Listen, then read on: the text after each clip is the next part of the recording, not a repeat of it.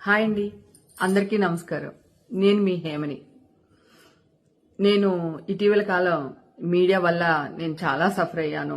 మీడియాతో 3 states media పీపుల్తో యుద్ధం చేస్తూనే ఉన్నాను ఇంకాని. ఓకే, ఇప్పుడు నాలాంటి మూర్ఖురాలు చదువుకోలేనిది అనుకోండి, నేను ఏదన్నా మాట్లాడొచ్చు, ఏదన్నా తెలియకుండా తప్పు చెయ్యొచ్చు. మీరు చదువుకున్న వాళ్ళు, మీడియా వాళ్ళందరూని, జర్నలిస్టులందరూని సంస్కారవంతులు.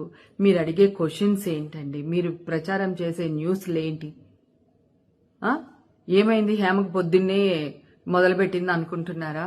మంచు లక్ష్మి గారిది చూశానండి. మూర్తి గారు ఆ క్వశ్చన్ ఏంటండి? ఈ వయసులో ఈ డ్రెస్సులు, బాడీ షేమింగ్ ఏంటండి అసలు? అసలు అలాంటి క్వశ్చన్స్ అడగొచ్చా? ఏది అడగాలి, ఏది అడగకూడదు, అది నిజమా అబద్ధమా ఏమి లేదు.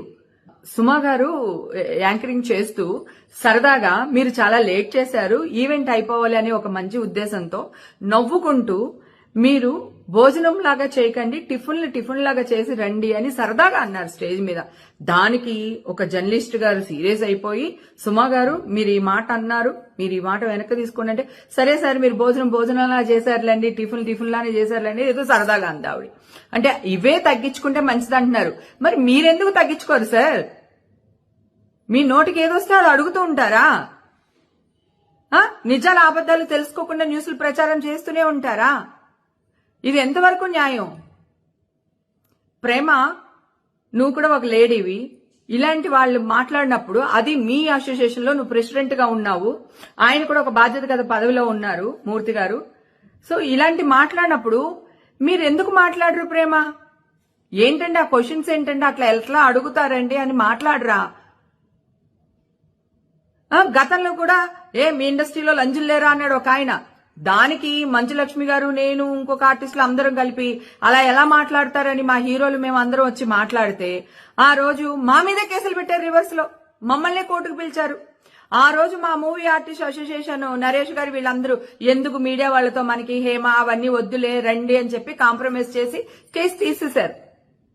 నేను ఇదే మా అసోసియేషన్ అడుగుతున్నానండి. ఈ రోజు మంచు లక్ష్మి గారికి బాడీ షేమింగ్ గా ఒక యాంకర్ ఒక క్వశ్చన్ అడిగారు, అది సోషల్ మీడియాలో టెలికాస్ట్ అయ్యింది. మా అసోసియేషన్ ఏం చేస్తున్నారండి? ఒక ప్రెసిడెంట్ గారి సిస్టర్ కే ఈ గతి అంటే మిగతా మెంబర్స్ పరిస్థితి ఏంటి? ఇన్ని రోజులు మీరు ఎందుకు ఊరుకుంటున్నారు? ఆవిడ ఆల్రెడీ ఛాంబర్ కి లెటర్ ఇచ్చారు.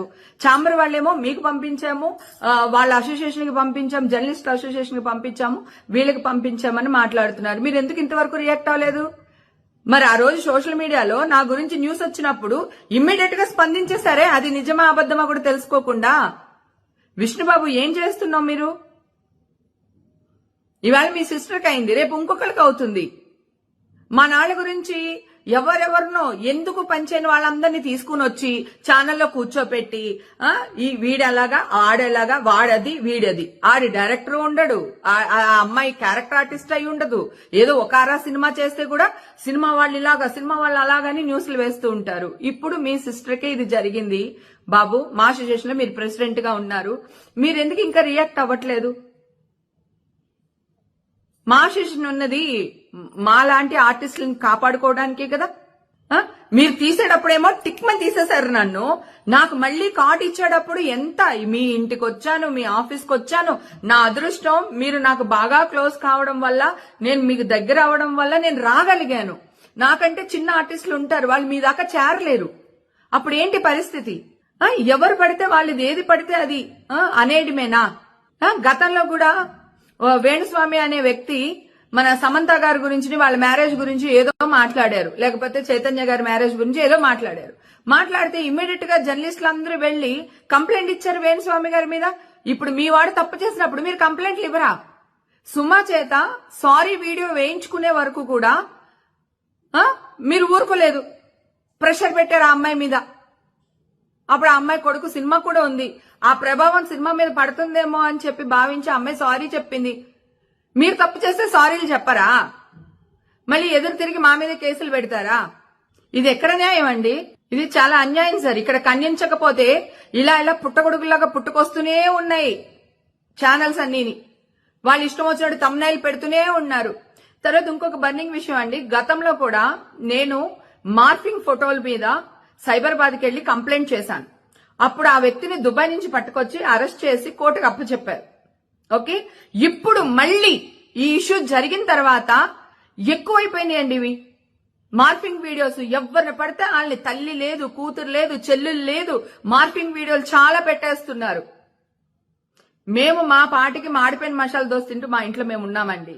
మమ్మల్ని కెలికి రోడ్డు మీద తెచ్చి మీరు బదనాం అవ్వద్దని చెప్తున్నాను. బదనాం అవ్వకండి.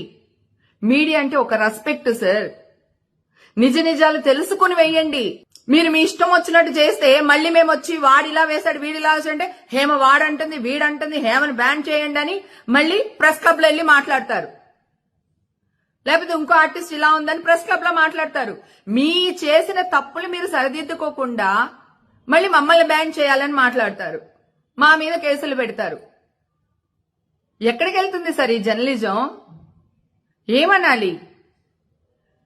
ప్రేమ ఇప్పుడు కూడా మీరు రియాక్ట్ అవ్వకపోతే, స్వప్న, ప్రేమ, ఇంకా చాలా మంది లేడీ యాంకర్స్ అందరూ ఉన్నారు, ప్లీజ్ ఇప్పటికైనా రియాక్ట్ అవ్వండి. నా ఆవేదన అర్థం చేసుకోండి. ఒక ఆడపిల్ల ఇంతవరకు సరే ఆ అమ్మాయి అలా అడిగింది, ఈయన క్వశ్చన్ చేశారు, అది ఎందుకు టెలికాస్ట్ చేశారు? అసలు ఎలా టెలికాస్ట్ చేస్తారు? ఆ అమ్మాయి వద్దండి మాట్లాడకండి అని చెప్పినప్పుడు మీరు అది ఎలా టెలికాస్ట్ చేశారు?